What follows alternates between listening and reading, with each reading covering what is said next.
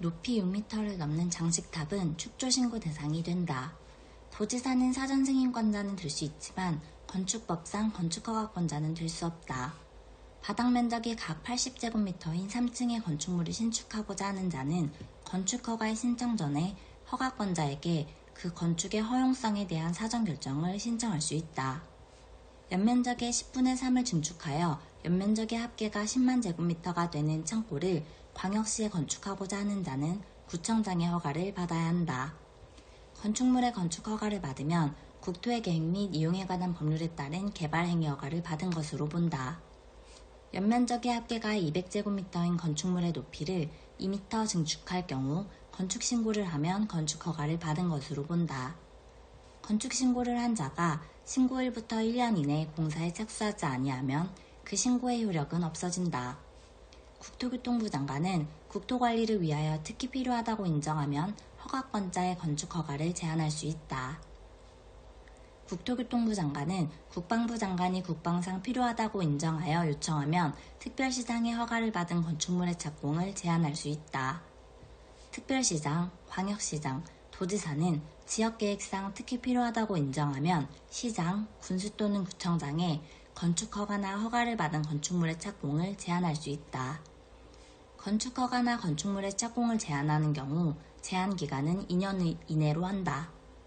특별시장, 광역시장, 도지사는 시장, 군수, 구청장의 건축허가나 건축물의 착공을 제한한 경우 즉시 국토교통부 장관에게 보고하여야 하며 보고를 받은 국토교통부 장관은 제한 내용이 지나치다고 인정하면 해제를 명할 수 있다. 수련시설은 허가할 수 있는 시설에 해당하지 아니한다. 제2종 근린생활시설 중 다중생활시설, 노래연습장은 허가 대상에서 제외된다. 업무시설 중 오피스텔은 허가 대상에서 제외된다.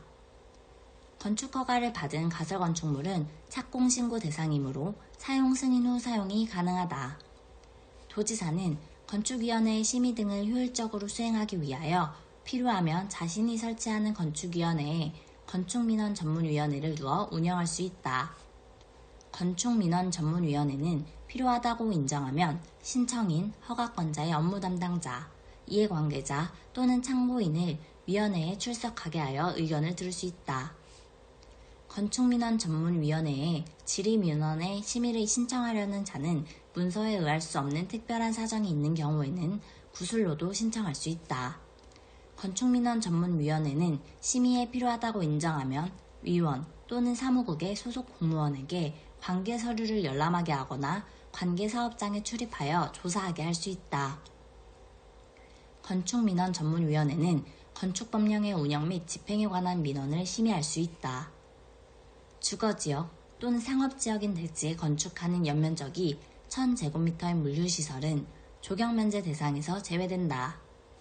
건축물의 소유자 등은 전원합의로 건축물의 리모델링에 관한 건축협정을 체결할 수 있다.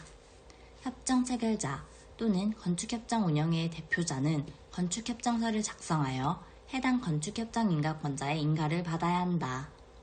건축협정 인가권자가 건축협정을 인가하였을 때에는 해당 지방자치단체에 공보해 그 내용을 공고하여야 한다. 건축협정 체결 대상 토지가 둘 이상의 특별자치시 또는 시군구에 걸치는 경우 건축협정 체결 대상 토지 면적의 과반이 속하는 건축협정 인가권자에게 인가를 신청할 수 있다. 협정 체결자 또는 건축협정 운영회의 대표자는 건축협정을 폐지하려는 경우 협정 체결자 과반수의 동의를 받아 건축협정 인가권자의 인가를 받아야 한다. 건축법이 적용되지 않은 건축물에는 문화재보호법에 따른 지정문화재인 건축물, 철도의 선로부지에 있는 철도 선로의 위나 아래를 가로지르는 보행시설, 고속도로 통행료 징수시설, 궤도의 선로부지에 있는 플랫폼 등이 있다. 지구단위계획구역이 지정되지 않은 생산관리지역 안의 건축물은 이 법에 의한 건축선에 의한 건축제한의 적용을 받지 아니한다. 단, 동읍의 지역이 아닌다.